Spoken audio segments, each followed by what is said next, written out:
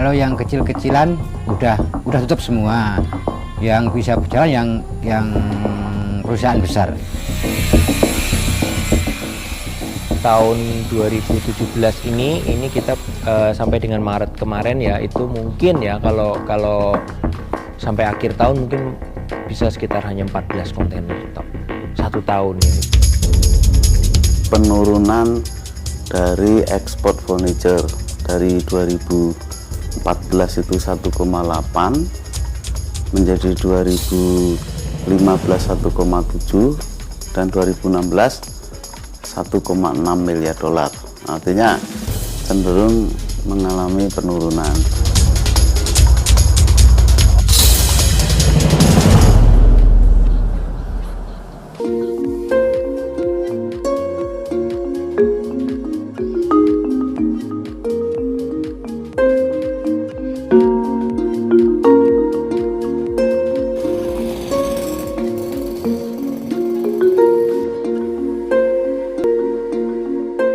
Saya mulai usaha mebel itu tahun 97. Setelah itu sedikit demi sedikit bisa berkembang. Waktu ada krisis moneter kan Jepara memang nggak ikut krisis, tapi malah kejayaan. Dari setul ya kan, meja rias, figura itu atau almari, kursi, meja makan gitu.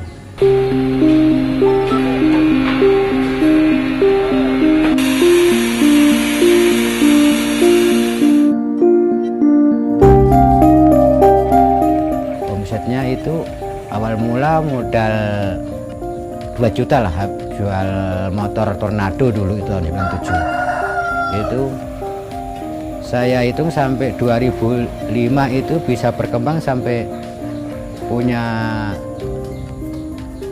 modal itu sekitar 50 juta dan udah punya aset-aset yang lain. Setiap minggu aset bisa menghasilkan uang sekitar 10 juta satu minggu kotor. Untuk itu kotor untuk nanti setelah jual 10 juta ya kan, nanti untuk beli bahan baku sekitar 5 juta, untuk yang lain-lain operasional sekitar 2,5 juta 500, untuk karyawan 2,5 juta gitu. Karyawannya yang tukang kayu ada 17, yang tukang ukir ada 20, kan ada 27, yang 5 tukang amplas, jadi ada 33. Dan ada karyawan lain untuk angkat junjung apa-apa gitu sekitar 40-an orang lah. 2007 udah pontang-panting. 2010 bertahan sedikit, tapi saya rasakan udah keberatan, saya harus cari pekerjaan cadangan itu di peternakan kambing. Ya, peternakan kambing ternyata saya kerjakan berbulan-bulan bisa berhasil. 2015 udah berpikir saya berhenti total aja. Itu kalau sampai sekarang sih seandainya masih ada pesanan-pesanan yang bonafit ya masih siap bekerja.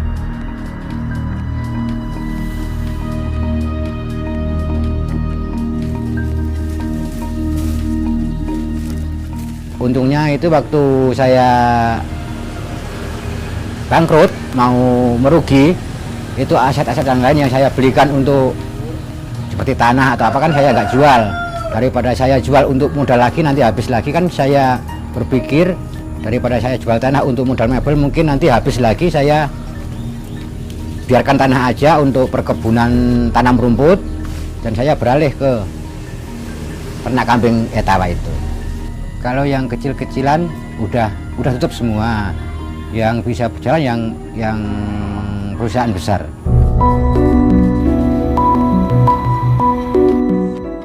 Faktornya yaitu harga bahan baku semakin naik, penjualan menetap, pembayaran karyawan minta naik karena harga kebutuhan tiap hari itu naik. Jadi untungnya semakin sedikit dan pengiriman barang ke orang asing diangsur. secara kuantiti mungkin meningkat. Jadi mungkin karena kita mungkin sebagian kecil yang mengalami peningkatan, tapi betul bahwa dari sisi pendapatan itu menurun karena uncertainty atau ketidaktentuan di harga produksinya. Harga produksi kita itu kadang-kadang lebih seringnya itu mengalami peningkatan di tengah jalan. Kadang-kadang membuat teman-teman di supplier itu menjadi nyerah, Pak, maaf kalau kami nggak dinaikkan harganya, nggak bisa neruskan PO yang kami terima gitu. Mau nggak mau kita harus itu, padahal harga yang dari pembeli kan sudah dipatok seperti itu, sehingga itu mengurangi pendapatan kita gitu ya. Bukan nggak apa-apa, itu kalau diterus-teruskan juga bisa berakibat kita jadi kita bisa bangkrut juga seperti itu.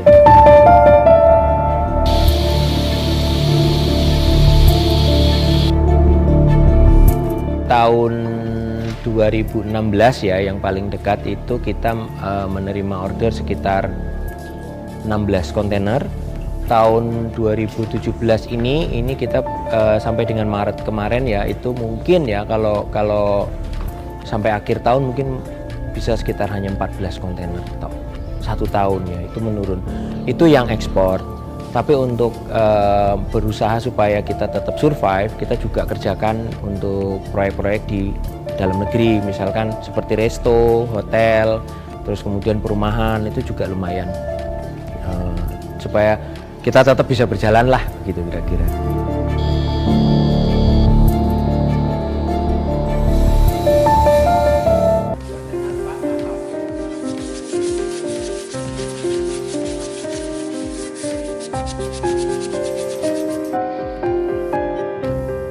Ya memang bukan terpuruk ya, tapi penurunan dari ekspor furniture dari 2014 itu 1,8 menjadi 2015 1,7 dan 2016 1,6 miliar dolar. Artinya cenderung mengalami penurunan. Faktornya banyak yang disebabkan karena internal maupun eksternal. Eksternal tentu memang belakangan ada penurunan mengenai konsumsi dunia ini secara keseluruhan ya. Satu sisi kita belum juga bisa meningkat mengenai jumlah ekspor furniture kita. Nah, faktor-faktornya itu faktor internal, saya kira kita sudah identifikasi. Internal dalam hal ini adalah internal di industrinya. Itu memang terkait dengan yaitu salah satunya tenaga kerja ya.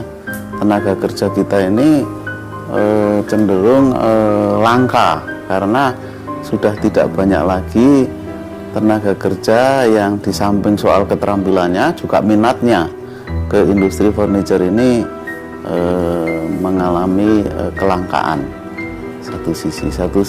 Dua sisi lainnya adalah terkait dengan masalah permesinan kita atau alat produksi kita di dalam furniture ini sebagian besar masih menggunakan mesin-mesin atau alat produksi yang konvensional, yang mesin-mesinnya sudah tua dan tidak produktif. Ini saya kira juga menjadi persoalan. Kemudian eksternalitasnya ini terkait masalah bahan baku ya. Akibatnya memang masalah logistik sebenarnya ini.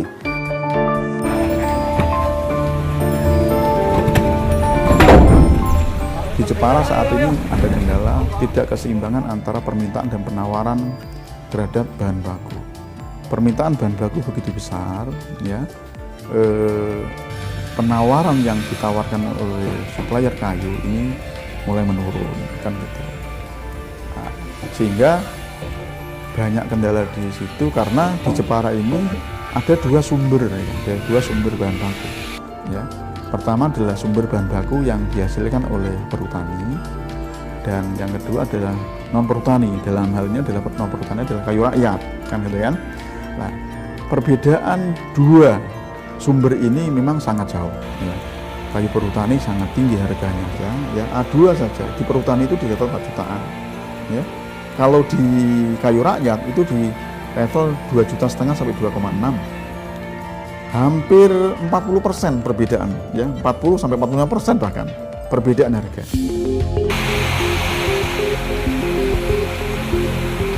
Sekarang banyak beralih pengrajin-pengrajin itu untuk menyesuaikan harga jual mereka, itu beralih ke kayu rakyat, ya, ke kayu rakyat, kayu non perhutani, karena harganya mungkin masih memungkinkan untuk diproduksi dengan harga jual yang dia miliki.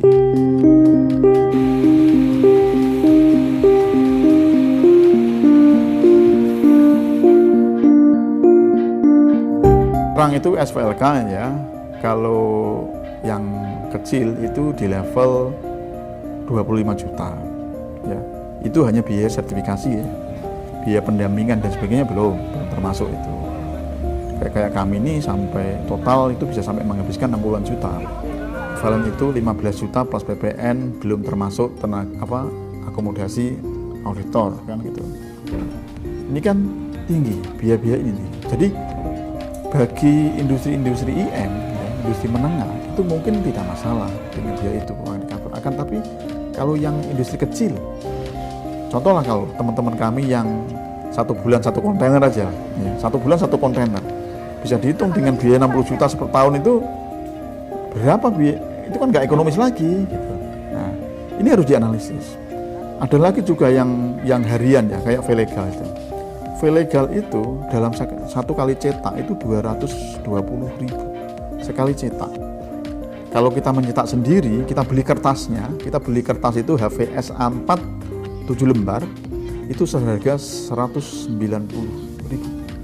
7 lembar kertas HVS A4 dengan hanya logo tulisan hijau V-Legal dengan harga 190.000. Coba ini kan perlu harus dikaji kan gitu, pemberatan seperti itu. Yang kedua antar lembaga coba. Jadi sekarang banyak teman-teman kami ini menjadi kendala di SPLK juga.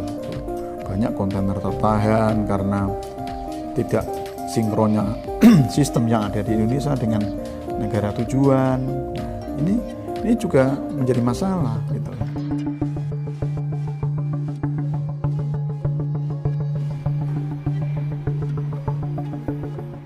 Jadi dokumen V-Legal itu adalah dokumen yang membuktikan kayu atau produk kayu itu legal.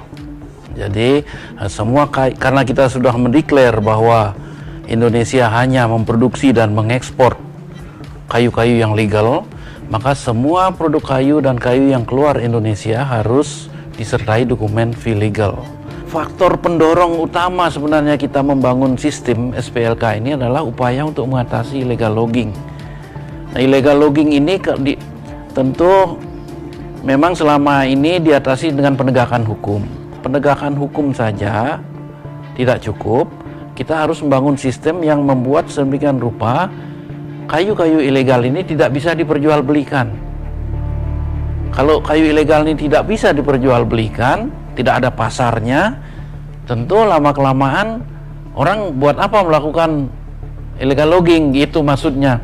Jadi itulah yang mendasari pembangunan SPLK ini, mengatasi illegal logging ya. Kalau dampak illegal logging semua sudah tahulah, itu merampok uang negara triliunan, menciptakan berbagai masalah lingkungan, sosial. Jadi harusnya tidak ada bagian dari bangsa ini yang menentang SPLK.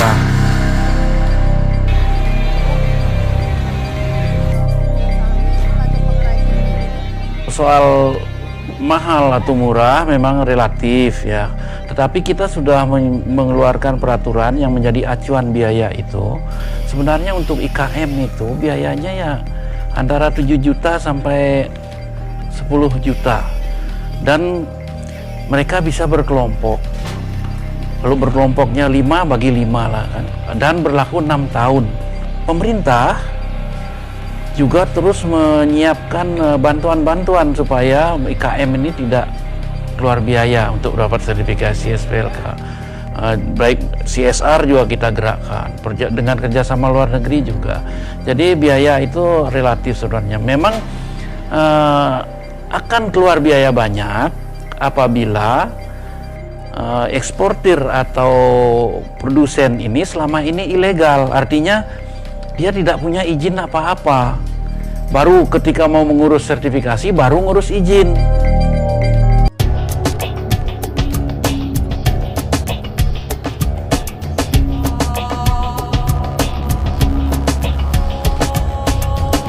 Ngomong apa adanya bahwa masih banyak masalah, masih banyak tantangan, masih banyak problem-problem yang perlu dicarikan solusi maupun pemberian insentif bagi industri-industri kita. Dan itulah yang sedang kita proses, kita lakukan. Ada yang sudah kita berikan, ada yang belum, tapi yakinlah bahwa pemerintah mendukung penuh setiap hal yang berkaitan dengan produksi, dengan produktivitas, yang berkaitan dengan ekspor. Inilah yang akan terus kita dorong.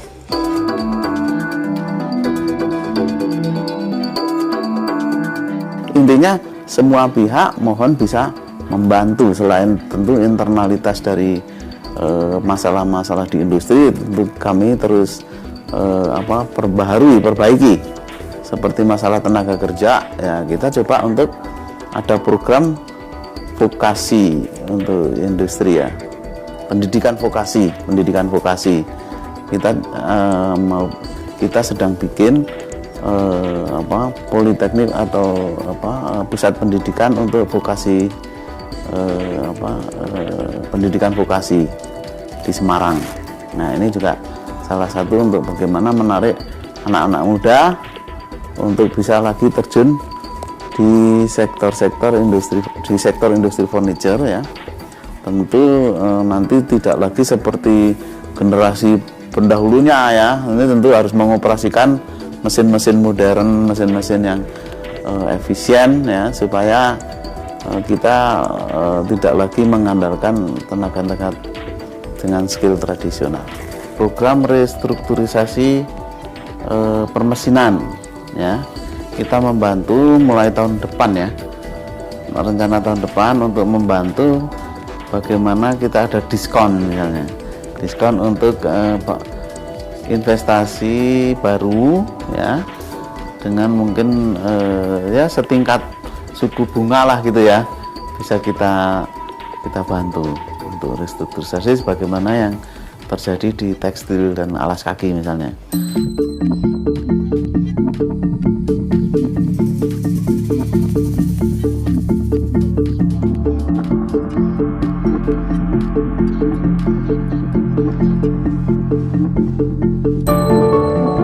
Dalam kaitannya dengan industri, LHK ini kan di hulunya sebagai penyedia bahan baku. Ya kita mulai dari mempromot, jadi meningkatkan upaya-upaya pembangunan hutan tanaman industri kayu pertukangan. Nah, sekarang dari 200-an perusahaan hutan tanaman industri, sebagian besar memang menghasilkan bahan baku pulp dan kertas. Nah, kita akan dorong supaya banyak yang mau juga menanam jenis kayu untuk non-pulp dan kertas, sehingga supply akan terjamin, kualitas, harga terjamin, mendorong industri. Itu tugas kita ya di hulu. Ya tentu juga menjamin itu tadi legalitas ya. Jadi supaya kayu-kayu yang beredar itu memang kayu yang legal semua.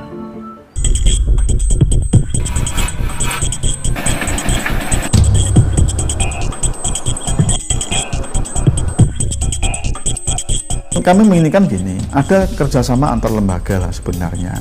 Karena mebel ini adalah, tadi saya katakan ada 4 kementerian yang itu ya, industri, kehutanan, perdagangan, dan keuangan. Dalam ini karena kita melalui namanya biaya cukai kan. Ya, pemerintah ini harus sinkron ya. Kalau memang kita akan mempermudah, semua harus mempermudah. Jangan sampai satu kementerian mempermudah, tapi kementerian yang berkaitan mengganjal. Ya kayak contoh lah misalnya bahan baku. Kementerian Keuangan memberikan subsidi PPN dan biaya masuk. Perindustrian mempermudah proses perizinan impor dan sebagainya. Akan tapi kehutanan, ya, ini ada regulasi yang menghambat. Dan sampai saat ini aturan itu belum dicabut. Nah, ini kan sinkronisasi harus ada toh. Jadi kalau dikasih kemudahan, berilah kemudahan secara keseluruhan. Jangan kamu tak kasih kemudahan, tapi orang lain yang menghambat. Nah, ini yang menjadi kendala.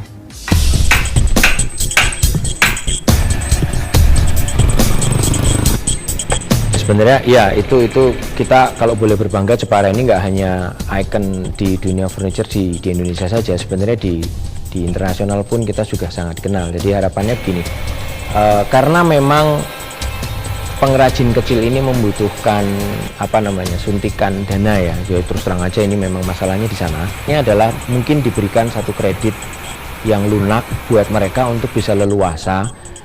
Mungkin sebagai garansinya bisa digunakan seperti bapak angkat begitu ya, misalkan seperti kami yang memiliki beberapa supplier ini mungkin dimanfaatkan untuk menggaransi atau memberikan jaminan kepada mereka bahwa mereka memang mendapat pekerjaan dari kita, sehingga itu pengembaliannya juga pasti karena kita yang akan membayar ke mereka, seperti itu.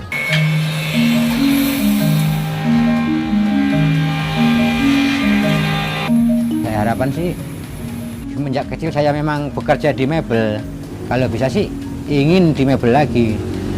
Senikmat-nikmatnya di ternak kambing masih enak di mebel gitu, karena kalau di mebel bisa dikatakan saya bos, tapi kalau di ternak kambing dikatakan saya penggembala kambing, kan wibawa saya kan sudah jatuh menurun sama sekali gitu kan. Nah, untuk pemerintah saya ingin dapat subsidi yang lunak untuk bisa mengembangkan mebel lagi dan bisa cari penerima barang saya yang tidak diutang lagi, bisa cash gitu.